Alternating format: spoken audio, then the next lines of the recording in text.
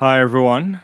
These are very familiar moments. We come here often to dissect, to deliver post mortem on a dismal West Indies performance.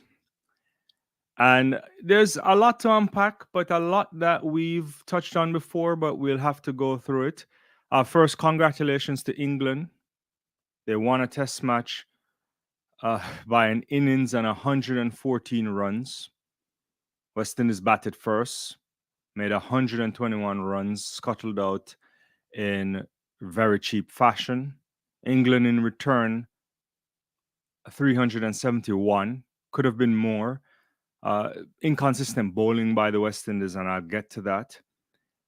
Jaden Seals, probably the only bright spark with the ball, maybe backed up slightly by Jason Holder, Gudakesh Moti as well. Can't forget him in the first innings.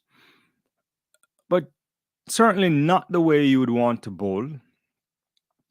But the batting has been poor. But they took 10 wickets, getting England out.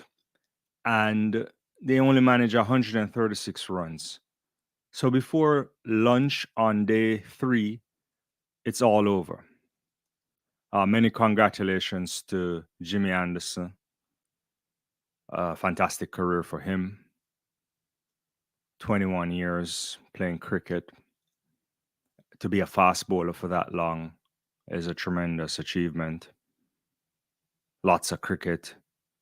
His body has to be in great shape. When we saw Courtney Walsh many years ago go over 500 wickets, we never thought we would have gotten anything close. But there's 700 clubs for other cricketers as well.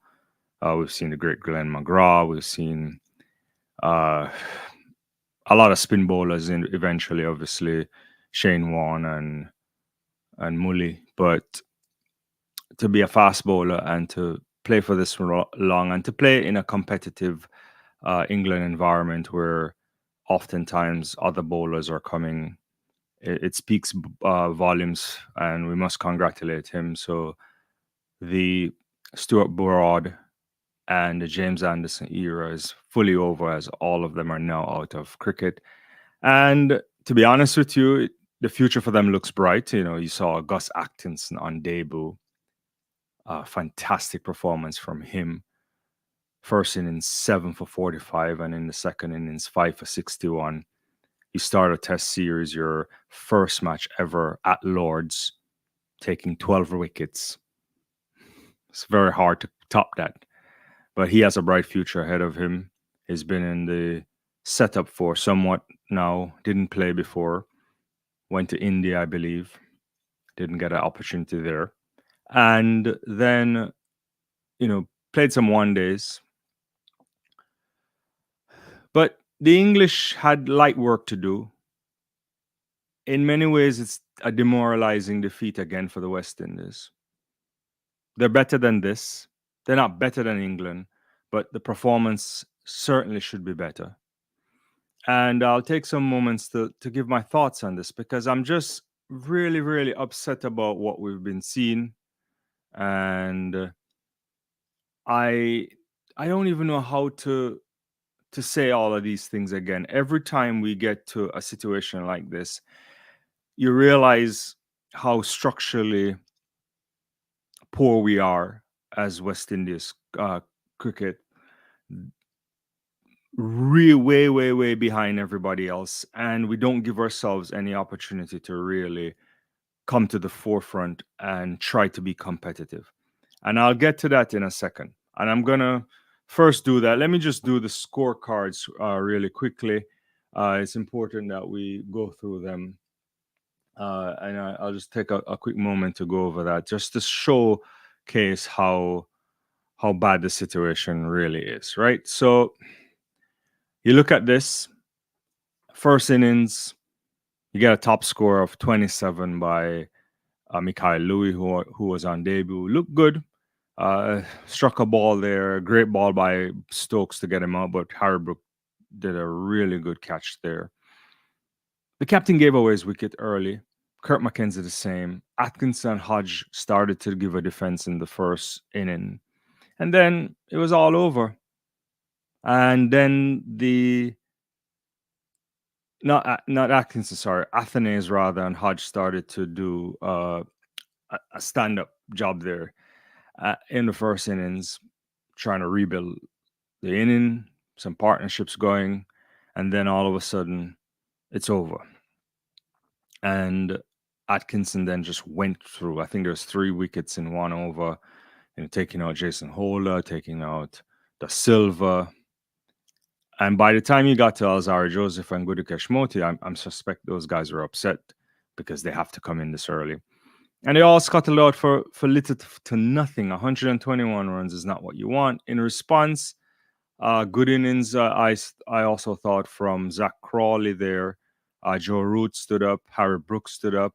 Jamie Smith, very, very good. And also good behind the stumps as well.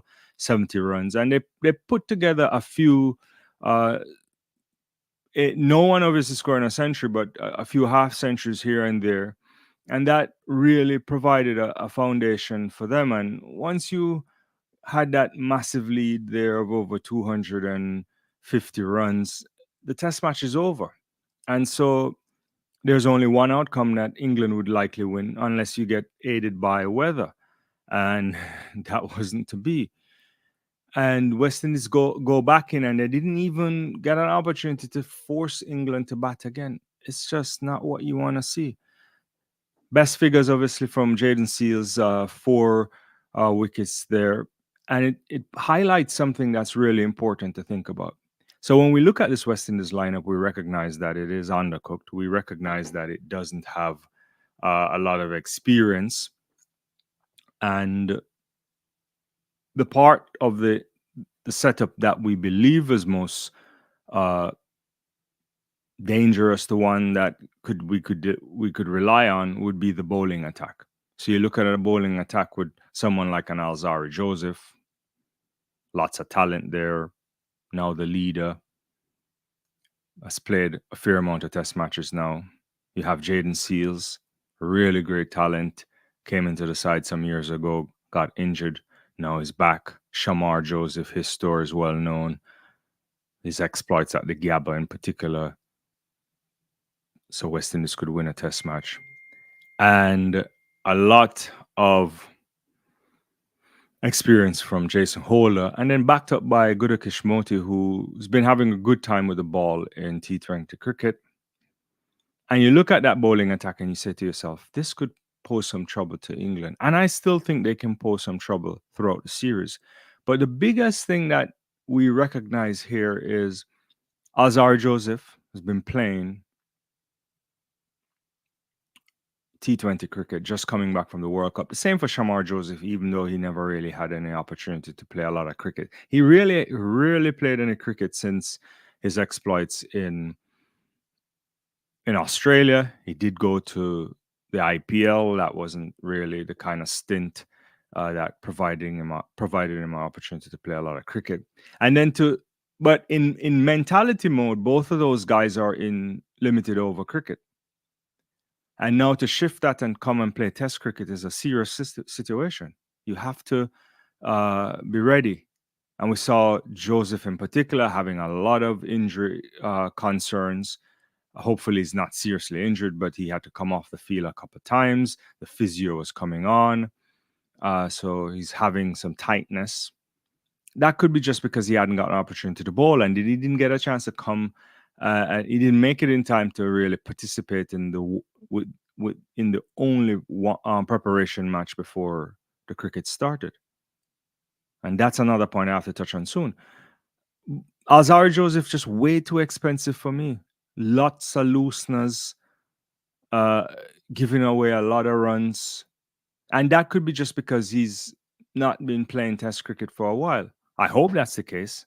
Going over 100 runs, you don't want to do that. Way too expensive. Jason Holder wasn't bad at all, but he has been injured, missed the T20 World Cup.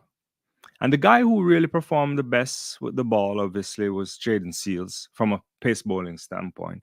And he's been playing county cricket for a bit. So he's been in that kind of mode. competitive cricket, also understanding the English conditions. Picking up 4 for 77. And this is why it gives me a bit of hope. I believe that going forward, some of these guys can get better as you move into the match in Trent Bridge. But you don't want to be working your way up to form in a test match, not in English conditions, and not against a team that is far superior than you are. This is an indictment on the preparation from the West Indies organizers. Second innings, obviously, for West Indies, also terrible. Lovely, lovely ball from Anderson to get out. Craig Brathwaite, that was a spectacular ball, if you remember it, that late out swinger there. Ben Stokes was good, getting rid of Louis and McKenzie, and Anderson again for Smith. And Atkinson, picking up another 5 for, outside of Gudakesh Moti, who put on a stand there, we would have probably made less runs than we did in the first innings. And that is just an atrocious type of a situation. We're coming here again to complain about under preparation for a team that is not at the same level, to be honest with you. You look at the West Indies team, and there is no way you can go to England and only have a 3-day warm-up match. It's just not something that you can do. You cannot do that. Nobody goes to English conditions and just acclimatize right away. It doesn't work like that. Even ask India. You remember India going to play the World T-Test Championships twice? No preparation in England. Dead. Immediately losing to Australia and the first time to New Zealand. You have to acclimatize. And so they go there, and I know they're going to say it costs money to put on a tour. Yes, it does cost money, but we're talking about cricketers with no experience. Look at it again. I'm telling you, when you think about this, let me bring this back up again. I was doing the math last night in bed again, just to think through some of these things. You look at the lineup of the West Indies team. Craig Brathwaite is 89 tests, I believe. Jason Hola up there as well. Joshua De Silva. Outside of these three guys, Alzar Joseph in 33 tests, I believe, somewhere around there. The rest of these guys are in single digits.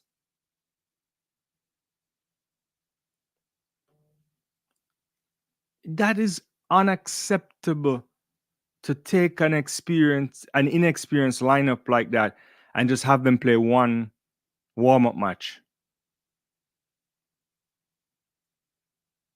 It probably wouldn't have worked if they were there a month either. So but it would be better for it. We just can't continue to have these things, if we're being honest with you. Imran, how are you doing? Good morning. You're saying, what did I say yesterday? Yeah, it was outrageous. And Moti looking the best of the lot. And I don't know. So that's the biggest problem there. One, you go with a team that is not experienced in those conditions. They don't have it. And in general, they don't have any kind of anything rather to go against. We don't play enough first class cricket. It's not competitive enough. We hardly play test match cricket. I keep saying it all the time. You look at a Craig Brathwaite versus a Joe Root. They started around the same time. Look how many more test matches he's played. That's a big issue. But we can't always lament on that. We talk about the problem with the big three, India, Australia, and England, and how they can control things. They have all the money as well. So even their retainer contracts for players are much higher. England has big money. Australia has big money. They can look at some people and say, you don't have to go to the IPL, even though everybody's going to the IPL now. West Indies don't have that. South Africa recently talking about they can't host test matches because they're not making any money. And the new structure in which our money works now, they're not even revenue sharing. So basically, it's the home teams getting all the money from the tours. It works in England. It works in Australia. It works in India, New Zealand to an extent. It's not working in the West Indies because no one is showing up for the cricket. They're hardly coming out for T20 proper. I was there last December when a series was on the line in T20 in Trinidad in the Brian Lara Academy. I went there and the place wasn't even full. And all West Indies needed to do is win one match and they would have won a series. First time they're having cricket in December in the Caribbean. They could hardly get anybody there. And that's T20. So there's no money. The region is not a particularly strong region. People don't have a lot of disposable income the way we do in the States or anywhere else that can just put towards cricket. So if the product is terrible, it's not gonna work. And the days are gone. We don't have any world-class batsmen. We may have some talent, but talent don't get you anywhere.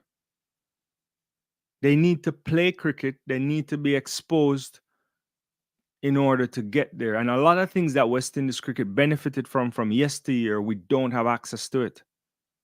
We don't have access to county cricket the same way. Viv Richards didn't get into West Indies team off the back of what he did in the Caribbean alone. He had to play some cricket in England. The same for a lot of the greats. Without that, you're in real problems. Let me get back to some of these comments here. What we have to remember is some players was in the World Cup. Yeah, that is true, and I'll get to that again because county cricket helped England test cricket. No, it's true. So if we have more first-class cricket here in the Caribbean, that will be better. It is true. We need more first-class cricket in the Caribbean, but also nobody's showing up to watch the first-class cricket. You know, I see it on the YouTube. There's nobody in those places. And the pitches are poor. I heard someone say recently, and I can't remember who it was, saying that what they really need to do is to go to some of the smaller grounds, but they have to redevelop the cricket, the pitches for those grounds, so people will come out and watch. So if you only develop the cricket, the top class pitches, say in Bridgetown or in Antigua or wherever, you know, Sabina Park, which is also a mess, and or in Queen's Park or so on, and it's such a massive stadium in comparison to how many people you'll anticipate coming to a match for first class cricket, then because it takes operational costs to run a stadium, you know, like whether one person comes in there or 10,000, depending on the size, or 6,000, you know, some amount of money is going into that, and you're losing a lot of money if people are not coming to watch cricket. It's not this, you know, the days of when inter-Caribbean cricket was packed out are long gone, long gone. And so they have to think about a situation there. I don't know what you're saying here again. Look up America cricket players. They got $250 per month compared to us. Yeah, I mean, but you know, we can't compare USA cricket to the West Indies cricket. I mean, they are just trying to get started. They're associate nation. We're talking about a full-fledged test playing nation here. Not only that, we're talking about a team with a legacy of having the greatest test team for how long? 17 years. It's not, we're not talking about a yesterday thing. We're talking about the backs of giants. Speaking of giants, you look at Lords, and every time they pan to the camera pans to the crowd or in parts of it, you see the great Viv Richards, you see Sir Clive Lloyd, Brian Lara. Those guys are just dying out there. You see, even Jimmy Adams is there in a mix. They're they're legends of the game there that probably are just heartbroken at this stage, to be honest with you. I don't even know. There's a bunch of comments coming. Let me get to a few more. St. Clair, what's going on? The Caribbean love excitement too much. uh, look at America. Yeah, I saw that. Me. Thanks for joining. We don't have the population like India, Australia, and England. No, that is 100% true. Talent pool cannot come through the same way. That's why you have to be more circumspect in the way in which you develop your talent. We are very small n- conglomerate of nation states. New Zealand faces similar issues. But so the one thing I want to be clear, and I think we're right about this, the explosion of talent that we saw in the 1970s into the 1980s and so on, ending in the 90s, those days are gone. It's just a purple patch period where West Indies could have fielded like 2 11s that could probably beat most teams in the world.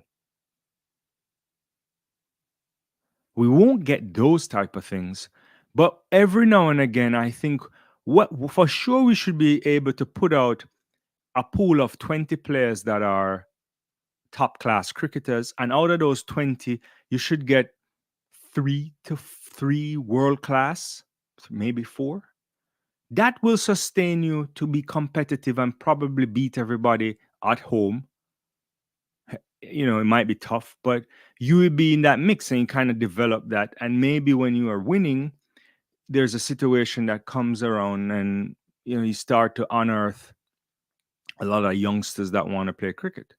I mean, I was having a conversation this morning with with a nephew of mine, my wife's nephew. He's visiting. He doesn't even play cricket, and he's from the Caribbean. I'm like, what? So we have problems, and we won't be like those guys. There's no way. I remember visiting India some years ago, and there's hundreds of kids outside just playing cricket. I was in Kerala, one place, and I don't even know how they were playing cricket on that little pitch. It was like a million kids out there, and none of them probably would make it, but maybe one, right? But so there's difference there. I mean, but and we can't be like those guys right now, but we can be better. And said this, and I tried to think through this somewhat. It's hard to measure up, but the whole idea of there are a bunch of other countries that are struggling similarly like the West Indies to get a lot of cricket going. Your Bangladesh, your Sri Lanka, South Africa started to say this as well. You have to get innovative with those boards as well. There could be a test match series on neutral ground, or you share the ground where you cannot look to England or India or Australia. They don't care. All in Australia and England do is look to the Ashes, sold out, home and away. It's crazy. They have the market is there, the money, people are showing up. Look at Lords today. There are a lot of people there, even though they know West Indies aren't nowhere close, but there are a lot of English supporters probably looking to Jimmy Anderson as well. We'll see what we get at Trent Bridge as well. But that's an issue. There's a lot of things I'm missing a lot of comments. Let me get through a few of these as well. The only person in American cricket team who plays cricket around the world is Ali Khan. Yeah, that's true. They fixed the one in Barbados. Okay, you mentioned the pitch, and Imran is saying I heard someone said that the cost to build back the cricket stadium in Jamaica would be $2 million. That's pretty cheap. if that's what they need to fix. That sounds really cheap. Do this time fans coming to watch our cricket is when England and India come to the Caribbean. Yeah, and sometimes when you're watching England, India, and the Caribbean, there's more English supporters than than West Indies supporters. Sinclair, cricket has never been exciting, but the Caribbean cricket is just abysmal now. Yeah, it's decades of mediocrity. I remember once did I say? I think I had a video many years ago saying, we were once best in the world, then we went to downright bang average, and then now we're just into mediocrity, and that's really tough. I think Sinclair saying I think baseball is even more boring to watch, but American come out and watch. I mean, culturally, it's a pastime as well. I mean, I think cricket is a pastime. If you get up on it, then it's easy. I remember getting up early, listening to cricket in Australia on the radio or in India. Before we used to get everything on TV when I grew up in the Caribbean. But now you can get everything on your phone anywhere in the world. It's really easy. Me just saying the present team is not playing enough red ball cricket. If we can get some of our players to play in overseas leagues in England, Australia, India, and South Africa, this will help. Most certainly, I think that's what you need. Because one of the things, and I'm going to bring this up again, when you watch under 19 cricket and you look at the talent that's there, it's not a golfing class. You see talented cricketers from almost every nation that you say, if you harness those abilities well enough, they could then get into an international outfit by the time they're 21, 22, 23, and be very good cricketers and have really great careers. We've seen it a lot. But the biggest issue when you look at a West Indies under 19 is that by the time they reach 21 or 22, and you compare them to the guys that were in England or in India, it's golf in terms of how much more cricket they've played, the kind of the development trajectory is just a different thing. And so there needs to be some kind of a relationship going on there. And maybe the relationship has to be with the lesser nations, because I just don't think it's done for us. In county cricket is not going to take 20 West Indians. They don't care. They want to develop kids for Surrey or for Gloucestershire or whoever. They don't want. It's not about the development of a youngster. I mean, they'll take on the international play if they think it's good enough and so on, but it's not it's not their responsibility. So you got to find other ways. I think relationships with other nations, playing a lot more cricket, different conditions. And it's not only even about the cricket is important. It's probably the number one thing. But when you travel, when you have to become mature, you develop some level of maturity. Those things are important. It's a tough game. Red ball cricket is extremely tough. It's the toughest of all. We get excited around T20, or we used to get excited over one day, maybe not so much. I mean, no one is giving you any power plays and field sets that you can go. Every ball that brushes the leg side is a wide. This is tough stuff. Standing all day. That's why they say it's a character thing as well. So we need to fix that. And we are exposing kids and players sometimes too early, and that can have a devastating impact on them. You just can't take the next talented kid and just push them into international cricket to get slapped around. And that's what we've been doing. And we also have cricketers who don't want to play Test cricket. So where's Hope? Pooran never want to play cricket. Shimmer McPire. Those guys have talent to play across all formats. Test cricket is just not in their immediate future, it seems.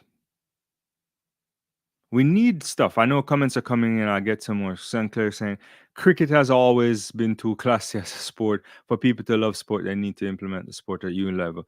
Yeah, I would say that, but I would encourage you to read I think it's on my work office. I don't have it right now. I think it's on my work office.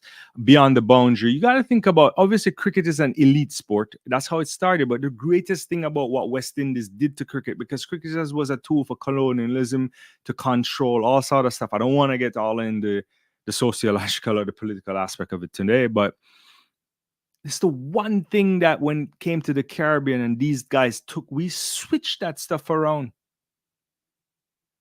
Even when you're thinking about getting into some of those elite clubs and, at the point when before, all West Indies captains had to be white regardless of talent before we got, Frank Worrell and so on. It's the one thing we turn upside down on them and then beat them with it. And dominated. I'm telling you, we're talking about when they didn't call these guys. You think the four horsemen of the apocalypse or the four-pronged pace was a thing that they loved in international cricket? If you go in the newspaper archives and look at the way in which the British press in particular wrote about West Indians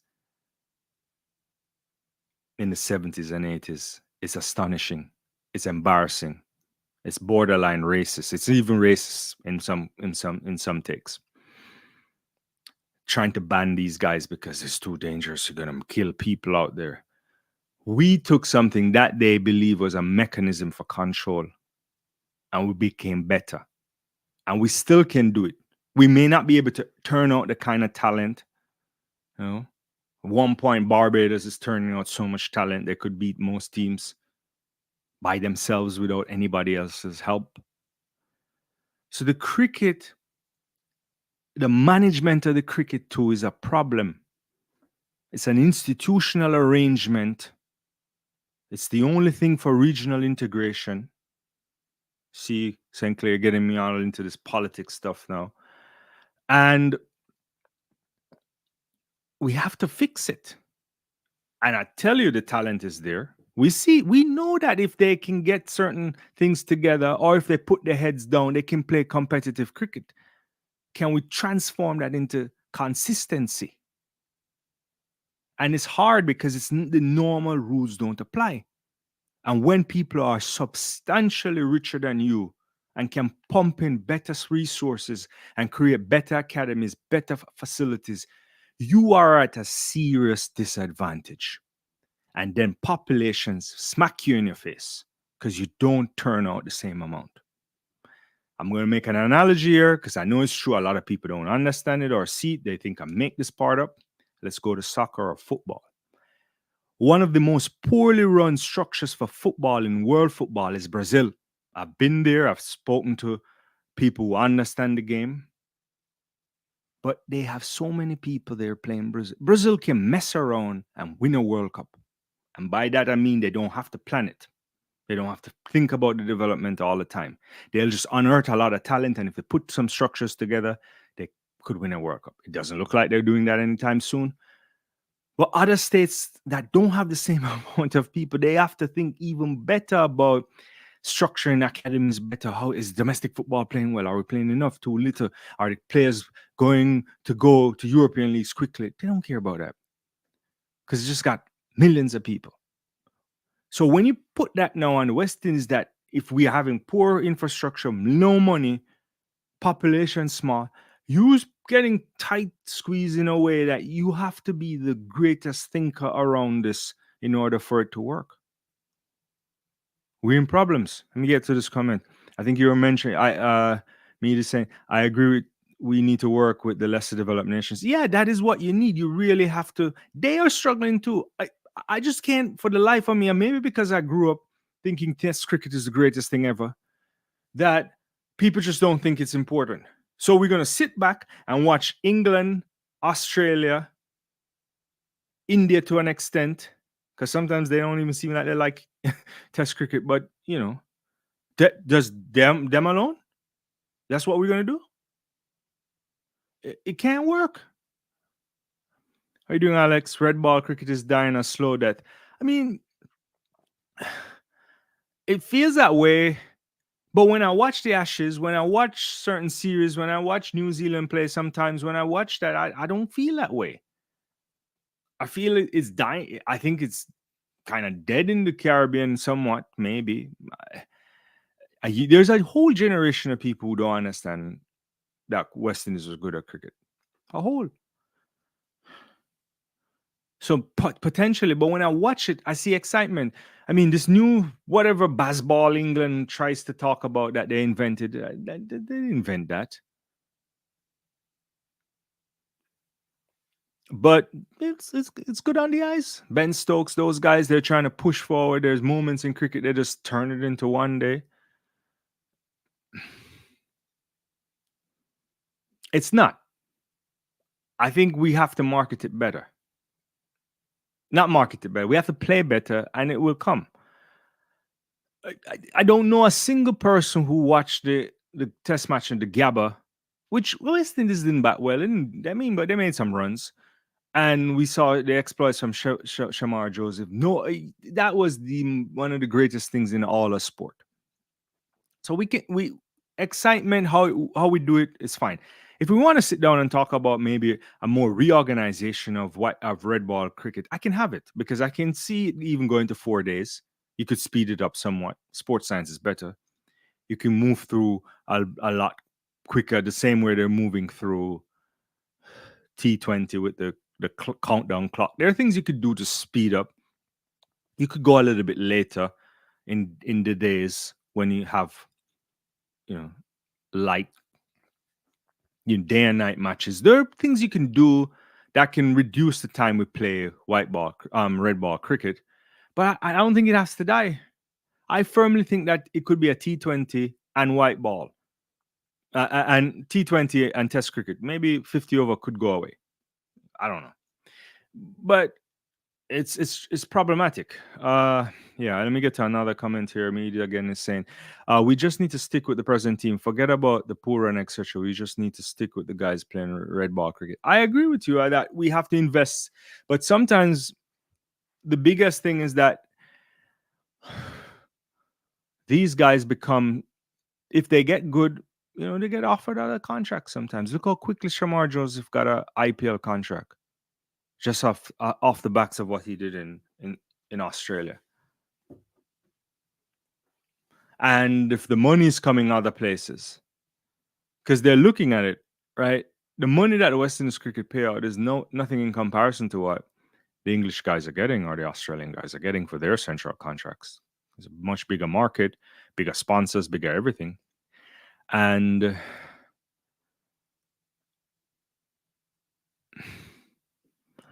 so when they get an opportunity to go around and do franchise cricket, they're going to do it because they're going to talk about their longevity and to feed their families and the lifestyles they want to live. So in part, you understand where they're coming from, but it's tough. Sinclair saying, let's see what you're saying here. Cricket, netball, track and field never will match up to the top three sports. We may have to be no, impartially. I mean, like I'm a big track and field guy. I've talked about it a lot. That is the one sport though that to me could be much better. I mean, cricket makes a lot of money now when it comes to like the Indian guys. The IPL pays a lot. There's more eyes on it, so a lot of people watch it. There's room for growth there. Sometimes you just need the market for sure to get into those markets to make the money. Track and field is interesting. There's a lot of new stuff that's potentially going to happen. I don't know if it's going to work. That league that Michael Johnson's behind, and there's going to be an all women's league too. I think I want to see all of that stuff. That's the one sport that I think never capitalizes on the eyes that it usually gets during the Olympic year. So this is an Olympic year. Tons of people watch track and field, and then you won't even pick off 10% of those eyes that will come and watch the World Championships next year in Japan. I can guarantee that. I've seen the numbers all the time.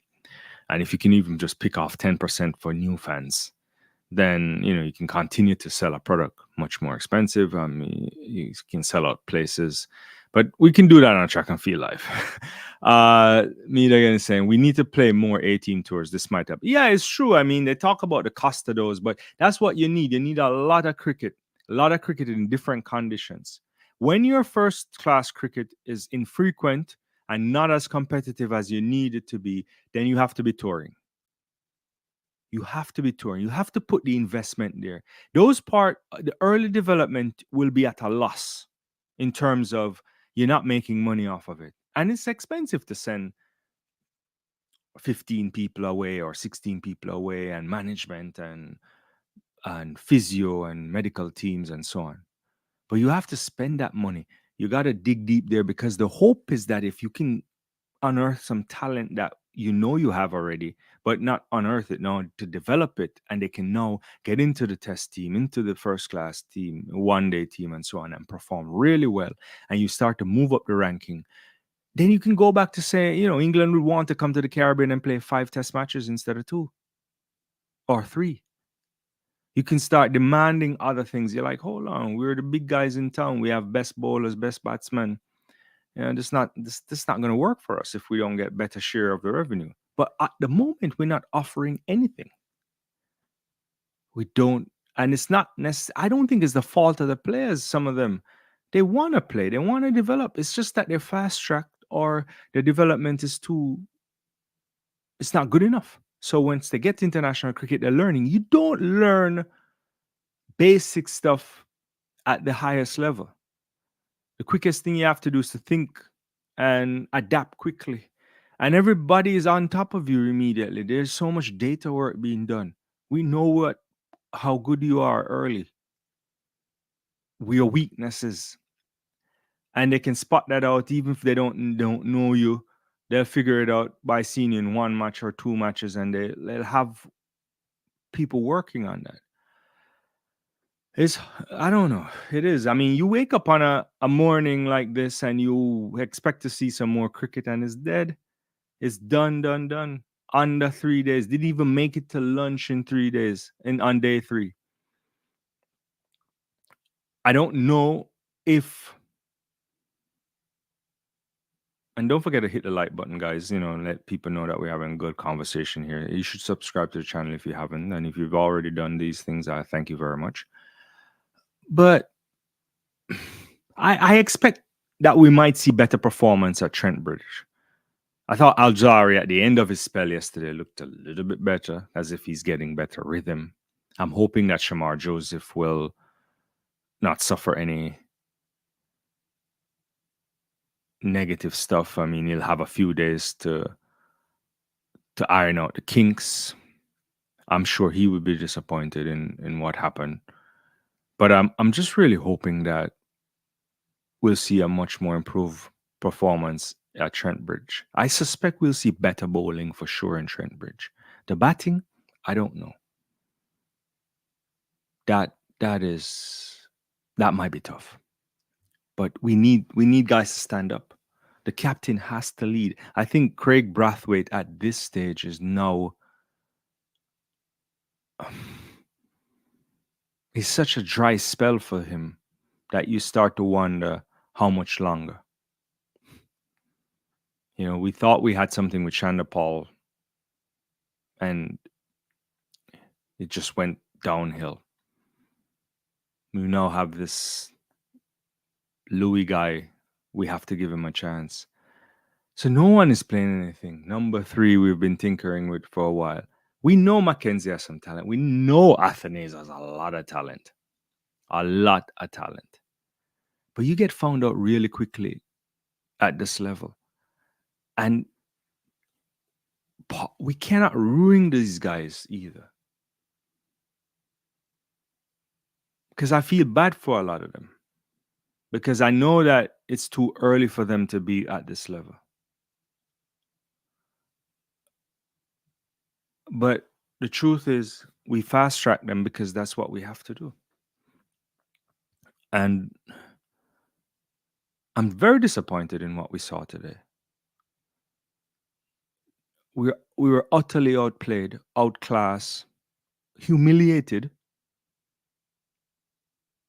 Not getting to a test match, not even a full day 3 on a test match, is outrageous.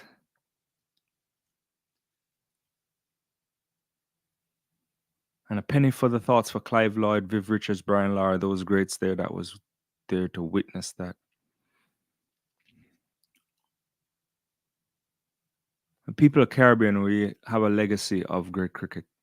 It's a proud nation, proud region for cricket. We've delivered some of the greatest cricketers ever. Many of them still alive. You think about what Ben Stokes was able to do to go to the 250 club and the 6,000 club. Only the great Sir Garfield Sobers and Jack Callis were in that club. 6,000 runs, 250 wickets. The great man is still alive in Barbados. I'm sure he probably was watching this.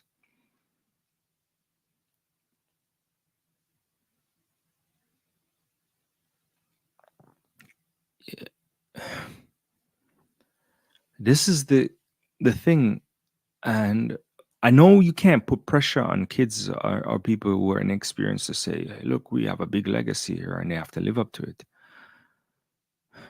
Because times change. They don't have the kind of preparation, the support that's needed.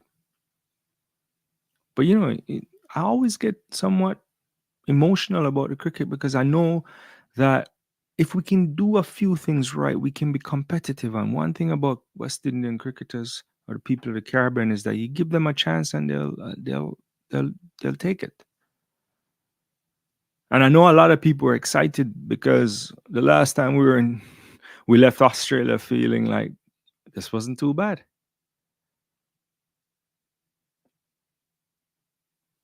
Even though we knew it took exceptional performance from one guy in particular to win the match. And you get knocked around at Lords, and part of this is because they don't have the experience yet. And I'm not blaming them. I just know it's a problem. And you look at the batting lineup, and you go to England, and you look at these guys, and you only have Brathwaite, Mackenzie, and Joshua De Silva with any kind of cricket to speak of from a batting perspective. And bowling wise, I think Alzari has to do better, but he's coming out of a T20 mindset. It takes time to then go back to bowling all day, standing all day in the field. So I don't know. I get like one more comment here. Brathwaite's batting has falling off for the last few test matches. Chanderpaul, we should not have given up on him. He needs to adjust his technique. Yeah, I mean, I thought he'd start promising. And yeah, where's Karl Myers to all of those guys that went on that Bangladesh tour because people didn't want to go? Bonner, we've lost Bonner too. There's a bunch of guys who you thought that they would kick on. Jermaine is done too, it seems like. So I don't know. Alex is saying, finish the sentences. The English pitches are. You finish it for me. I mean, it's yeah. I don't know. I mean, I hate to see it. I mean, I know at some point as we get older, my parents' generation, get older. Everybody else, everyone will forget that West Indies was a great cricketing nation. You have to rely on old YouTube videos, or you have to read, and you have to, just look at the history to see what's going on. And I hate it. I really do hate it that we struggle like this. But I'm optimistic that as we move to Trent Bridge, that the bowlers in particular should be in a better position, and maybe they will be able to play better. They'll get a bit used to it. Hopefully, Jaden Seals will continue. If there's any bright spark, it was Jaden Seal. Also, I thought Gudakesh was really good with the ball too.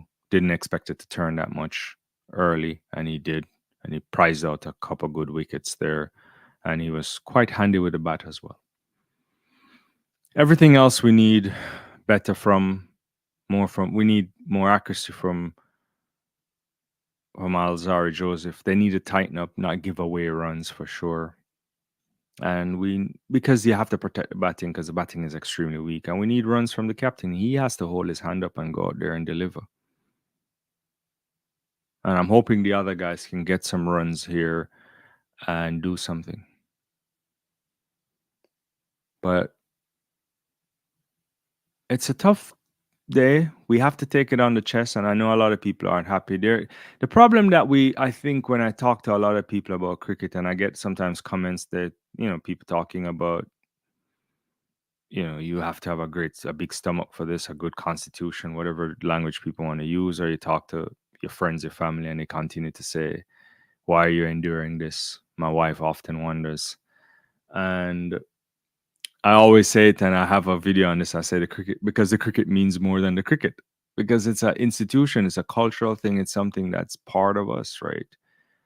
And you continue to endure these things because there are moments that often changes your life or make you feel good. And when you stay with them, when they're down, when they do well, it feels even better.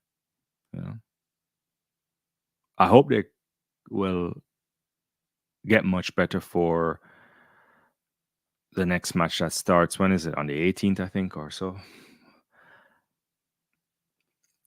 Get some rest, get some other, some net practice, and get Shamar Joseph fit and healthy, and hopefully he can find the right places to bowl. But the affair at Lords wasn't what the West Indies wanted. It was a coronation for James Anderson, who leaves on 700 and some wickets and having played for such a long time as a fast bowler. And the English have another guy in Atkinson that looks like he's ready to roll. And there's some batting that's coming through too. So we'll see. I'm going to call it this. I really appreciate everybody joining me for this post-mortem to hear me just rant a bit. But I hope that we can get something out of the next test match and try to make a fight of it, right? Take it into 4 days, go to 5 days, right? There's always other markers of success than just winning, but this wasn't one. This was an annihilation by the British, by the English, rather. All right. I will be back on the channel in a few hours' time for the Monaco Diamond League. We'll do a watch along there where I'll watch and we'll talk. So if you're up for track and field, I hope to see you back later on. And thank you so much for joining me on Sports Talk Tech. I've been Dwayne, and you have a good start of your day or later in the day, depending on where you've been joining me from. Thanks so much, guys. And I'll see you later on the channel. Bye-bye.